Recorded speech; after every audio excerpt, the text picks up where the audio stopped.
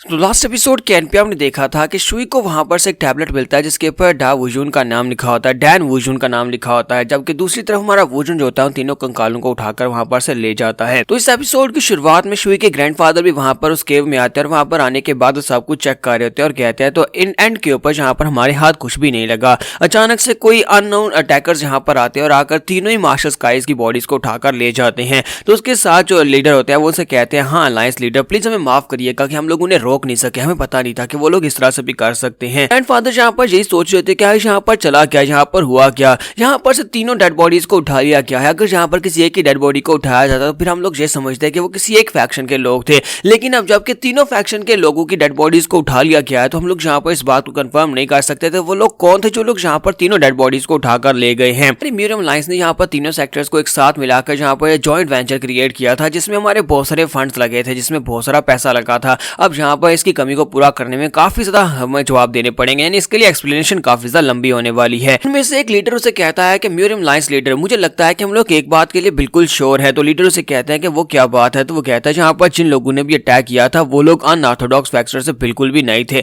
वो लोग किसी और फैक्शन थे। हम लोग यहाँ पर इनको चारों तरफ से मॉनिटर कर रहे थे, हमने किसी एक को भी नहीं छोड़ा, हमने सभी के ऊपर नजर रखी हुई थी। किसी यानी कि हमारे जिन फैक्शंस को हम लोग जानते हैं उनमें से वो नहीं थे। लगता है कि वो कोई ऐसी अननोन फोर्स है जिसके बारे में हम लोग अभी तक नहीं जानते, या फिर वो कोई फॉरेनर हो सकते हैं जो कि फॉरेन से यहाँ पर आए हों। तो ग्रैंड मास्टर से कहते हैं कि तुम लोग ये कह रहे हो कि वो लोग यहाँ के नहीं हैं, मुझे तो ऐसा लगता है कि वो लोग डिमोनिक कल्ट से हैं। ये बात सुनने के बाद वो दोनों काफी हैरान होते हैं और कहते हैं कि सर आप यहाँ पर क्या कह रहे हैं, कि आपको वाकई में लगता है कि ये डिमोनिक कल्ट की स्कीम हो सकती है। तो ग्रैंड मास्टर उन लोगों से कहते हैं कि मैं तो बस यहाँ पर तुम्हारे सामने अपना गैस रख रहा हूँ, मुझे ऐसा लगता है कि ये सब कुछ डिमोनिक कल्ट के लोगों का किया धरा है, क्योंकि डिमोनिक कल्ट के लोग जो कुछ भी करते हैं हम लोग डायरेक्टली उसके ऊपर भरोसा करने की जरूरत नहीं है। वो लोग जो कुछ भी करते हैं वो जहाँ पर सरफेस के ऊपर करते हैं, लेकिन अंदर से वो है तो डिमोनिक कल्ट के लोग, इसी वजह से ये पॉसिबिलिटी हो सकती है। तो लीडर उसे कहते हैं कि सर ऐसा हो सकता है। हम लोगों ने डिमोनिक कल्ट वालों के ऊपर तो नजर ही नहीं रखी, क्योंकि हमें पता था कि डिमोनिक कल्ट का एक लीडर भी हमारे साथ है, क्योंकि हम सभी लोग जहाँ पर इस जॉइंट वेंचर के ऊपर आए थे। लेकिन मुझे लगता है कि मुझे डिमोनिक कल्ट के लोगों को दोबारा से जाकर इन्वेस्टिगेट करना होगा, और साथ ही वो एल्डर जो होते हैं वहां पर अपने लीडर के बारे में सोच रहे होते हैं कि नैमगांग चुन ये वाकई में एक बहुत ही महान इंसान है, ना सिर्फ ये इस एरा के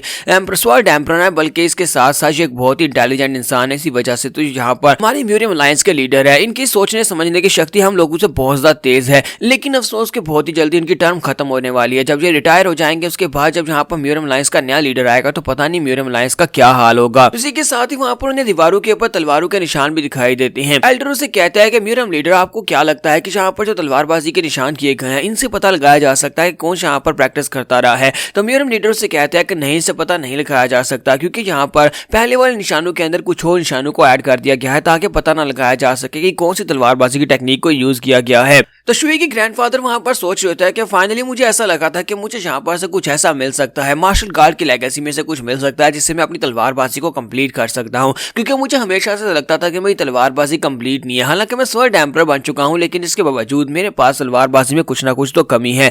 लेकिन किसने ऐसा चांस मेरे हाथ से छीन लिया है, वो कौन हो सकता है। यहीं पर से नेक्स्ट सीन जो होता है स्मार्टे का दिखाया जाता है। स्मार्टे बड़ी स्टैंस के साथ बैठा होता है और कहता है कि मुझे लगता है कि यहाँ पर कुछ बहुत ही बड़ा हो रहा है, सीक्रेटली यहाँ पर इस जगह के ऊपर कुछ हो रहा है। से कहता है कि हाँ मुझे तो ऐसा लगता है कि सीक्रेटली कुछ हो रहा है, लेकिन मुझे बताओ कि तुम यहाँ पर क्या कर रहे हो, किस तरह से यहाँ पर बैठे हुए हो, वो भी इतने सीरियस पोस्चर के अंदर। स्मार्टे से कहता है कि मुझे लगता है कि मास्टर इस वक्त सो नहीं रहे, क्योंकि दिन के वक्त वो सोते नहीं है। मुझे लगता है कि वो कहीं से छुपकर हमारे पर नजर रख रहे हैं कि हम लोग ट्रेनिंग कर रहे हैं या नहीं, इसी वजह से मैं स्टैंस में बैठा हुआ हूँ। मुझे लगता है कि साइलेंट के ऊपर मास्टर हमें इसीलिए लेकर आए थे ताकि हम लोग यहाँ पर ट्रेनिंग कर सके, क्योंकि उन्हें पता होगा कि यहाँ पर अटैक होने वाला है और वो यहाँ पर हमारे पर नजर रख रहे हैं। उचिनो से कहता है मुझे तो ऐसा बिल्कुल भी नहीं लगता कि हमारे पर नजर रख रहे हैं। माते से कहता है लेकिन मुझे ऐसा लगता है कि मास्टर सोने के लिए नहीं गए, बल्कि वो इस वक्त उस केव के अंदर गए होंगे जहाँ पर मार्शल गार्ड की लेगेसी पड़ी हुई है, और वहां से हमारे लिए कुछ ना कुछ अच्छा लेकर आएंगे और हमें आकर कहेंगे कि मैं तुम लोगों के लिए यहाँ पर गिफ्ट्स लेकर आया हूँ। तो वुचिनो से कहता है कि अगर ऐसा हो जाए तो मुझे लगता है ये बहुत ज्यादा अच्छा रहेगा अगर वो वहां पर चले जाए, वहां पर जाकर हमारे लिए कुछ अच्छे गिफ्ट्स लेकर आए। इसके साथ ही उन दोनों को वहां पर पीछे से आवाज आती है। तुम्हारा वुजन वहां पर पहुंच आता है, उनसे कहता है कि तुम दोनों यहाँ पर क्या कर रहे हो, जल्दी से मेरे पास आओ। तो दोनों भागते हुए उसकी तरफ आके बढ़ते हैं। तुम्हारा वुजन ने वहां पर अपने कंधे पर एक थैला उठा रखा होता है।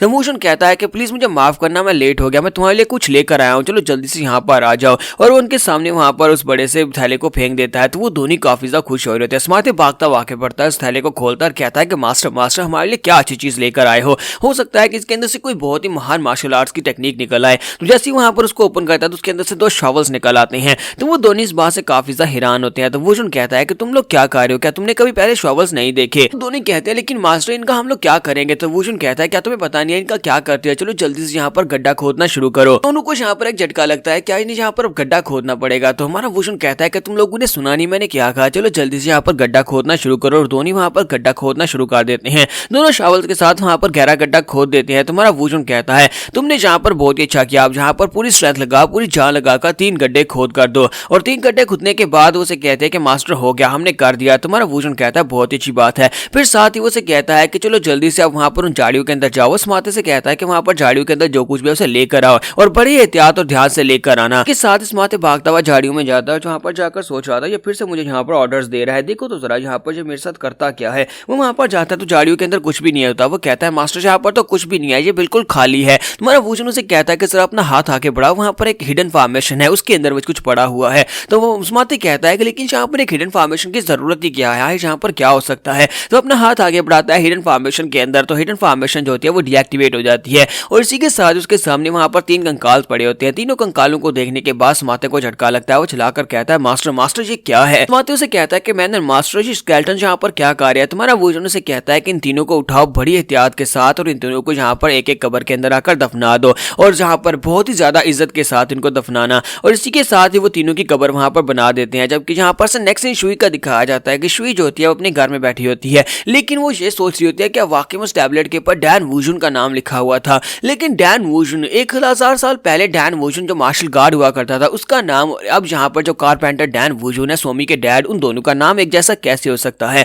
आखिर ऐसा कैसे हो सकता है कि दोनों के नाम एक जैसे हैं? और ऊपर से ये मैन बहुत सा मिस्टीरियस भी है। साथ ही वो कहती है लेकिन ये तो पॉसिबल है कि एक जैसे नाम हो सकते हैं, क्योंकि 1000 साल गुजर चुके हैं। 1000 साल के बाद यहाँ पर एक जैसे नाम होना ये तो कोइंसिडेंस हो सकता है, क्योंकि इंसान 1000 साल तक जिंदा नहीं रह सकते, चाहे वो कितनी पावरफुल क्यों ना हो, 1000 साल तक तो जिंदा नहीं रह सकते। इसके साथ ही ग्रैंडफादर वहाँ पर पहुंच आते हैं और उसे कहते हैं कि बेटा तुम यहाँ पर क्या सोच रही हो, लगता है कि तुम कुछ ज्यादा परेशान हो। तो वो कहती है ग्रैंडफादर यहाँ पर किसी बात को लेकर काफी ज्यादा परेशान हूँ, बात जो है वो मेरे दिमाग के ऊपर काफी ज्यादा जोर डाल रही है। तो ग्रैंडफादर उसे कहते हैं कि हाँ बताओ तुम यहाँ पर क्या सोच रही हो? मुझे पता है कि आइलैंड के ऊपर अटैक और वहाँ पर मार्शल गार्ड की सारी लेगेसी को ले जाया जा चुका है, और साथ ही वहाँ पर से तीनों डेड बॉडीज को भी हटा दिया गया है। तो इनमें से कौन सी बात है जो तुम्हें तंग कर रही है? तो शुई कहती है ग्रैंडफादर मैं ये जानना चाहती हूँ क्या इंसानों के लिए पॉसिबल है कि वो 1000 साल तक जिंदा रह सकते हैं? ग्रैंडफादर उसे कहता है कि ये तो बहुत ही इंटरेस्टिंग सवाल है, लेकिन अफसोस बेटा यहाँ पर इंसान 1000 साल तक जिंदा नहीं रह सकते। तो किन के बारे में तुम जानती होगी? एम्परर किन ने जहाँ पर अपनी सारी जिंदगी लगा दी, अपना सारी दौलत लगा दी एक ऐसी पिल बनाने में जिससे वो अपनी लाइफ को बढ़ा सके, लेकिन अफसोस के वो भी अपनी लाइफ को नहीं बढ़ा सका और 100 साल में मर गया। तो इंसान जो होते हैं वो इतनी ज्यादा लंबी जिंदगी नहीं जी सकते, लेकिन इसके अलावा भी कुछ और चीजें हैं जो कि यहाँ पर लंबी जिंदगी जी सकती है, जिनमें तुम्हें याद होगा